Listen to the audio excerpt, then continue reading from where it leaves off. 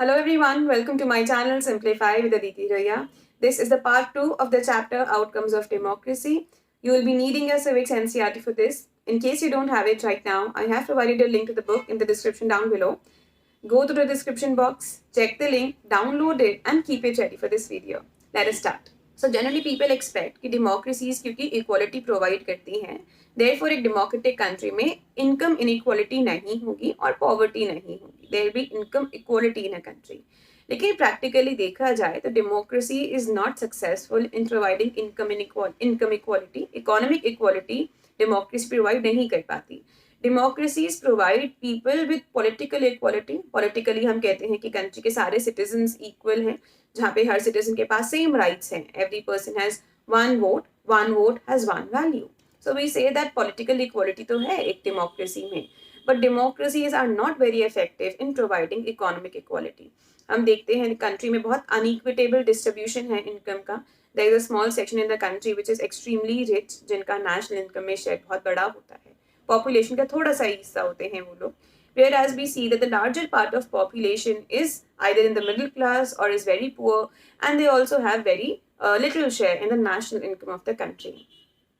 So poverty को दूर करने में या income equality को हासिल करने में democracies are not very effective. Practical results also show this that democracy इस पैमाने पे खरी नहीं उतर पाती है. This outcome cannot be expected from a democracy. Then one of the major outcomes of a democracy is accommodation of social diversity.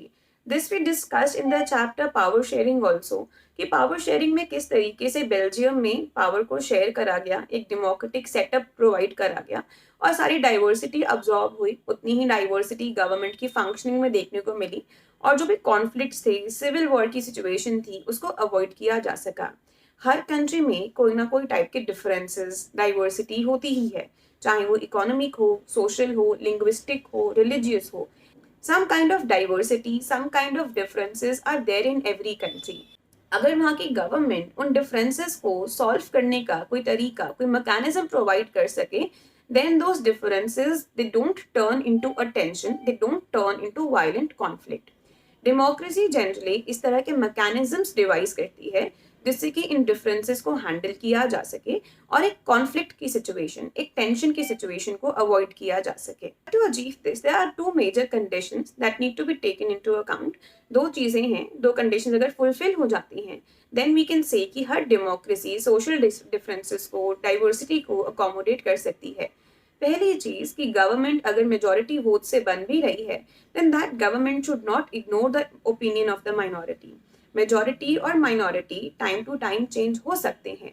Therefore majority and minority should go hand in hand.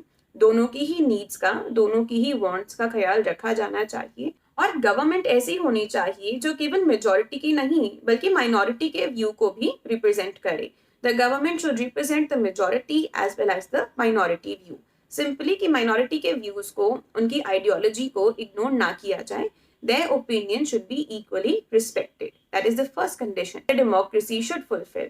Secondly, the rule by majority should not become rule by majority community.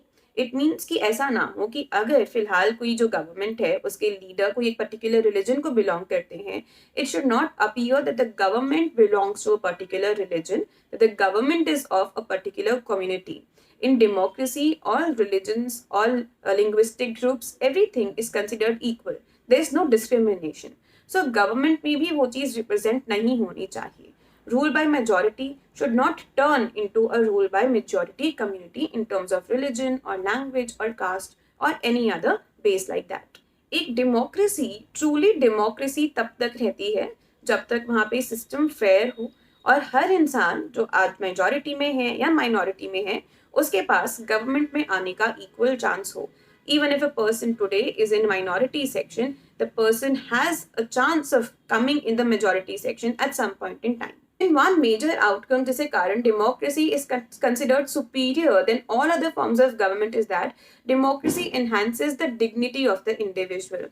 जिस तरीके से self respect और dignity एक democratic government provide कर सकती है, it can not be provided by any other form of government.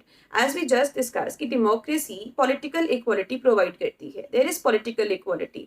Every citizen has the same right. Every citizen has the same right to vote. हर किसी के vote की value भी बराबर है. There is no discrimination based on gender, region, religion, caste, anything. Therefore, we say that democracy enhances the self-respect and dignity of the individual. For example, we can take the case of women. Earlier times में women were not considered equal to men. उनको बराबर की rights भी provide नहीं करी जाती थी. फिर जब कंट्री डेमोक्रेसी बनती है, क्योंकि डेमोक्रेटिक गवर्नमेंट कहती है कि हर सिटीजन इक्वल है, तो इक्वालिटी को एक लीगल सैंक्शन मिल जाता है. It becomes easier for people to wage a struggle. उनके लिए एक मूवमेंट लॉन्च कर पाना, एक स्ट्रगल लॉन्च कर पाना आसान हो जाता है. Equality is something which is accepted morally. लेकिन डेमोक्रेटिक गवर्नमेंट में इक्वालिटी को क्योंकि लीगल सैंक्शन भी मिल जाता है, तो the struggle becomes effective, the movement becomes effective. आज के टाइम पे we see all over the world की जितनी भी कंट्रीज डेमोक्रेटिक है, वहाँ पे मोर और less women are given equal rights as men. That is only possible in a democratic sector. Then same is the case with caste inequalities also. अभी अगर हम इंडिया का केस देखें तो caste system was prevalent in India. आज भी है but आज थोड़ा कम है. पहले बहुत वाइड स्प्रेड था. Untouchability was also practiced. But once we became a democracy, once we became independent, हमारी कॉन्स्टिट्यूशन ने लीगली अनटचेबिलिटी को अबॉलिश कर दिया. आज के टाइम पे हमारा कॉन्स्टिट्यूशन कहता है कि लोगों में भेदभाव नहीं किया जाएगा कास्ट के बेसिस पे या फिर रिलीजन के बेसिस पे. तो डेमोक्रेसी में हर कास्ट को इक्वल चांसेस मिलते हैं आगे आने के. ऐसे मैकेनिज्म्स प्रोवाइड करे जाते हैं कि उनका अपलिफ्टमेंट हो सके. ऑल्सो कहीं ना कहीं people start valuing their own rights more because now उनको वो राइट्स लीगली मिल जाती हैं. So they start valuing their own rights. That is possible only in case of a democracy and not in any other form of government. Now read till page 98 of your civics NCERT and then resume the video again. So it finally brings us to the end of this chapter. If you like this video, please give it a big thumbs up, share it with your friends. If you haven't yet subscribed to my channel, please do. I'll be highly grateful. For the complete playlist of this chapter, please click here.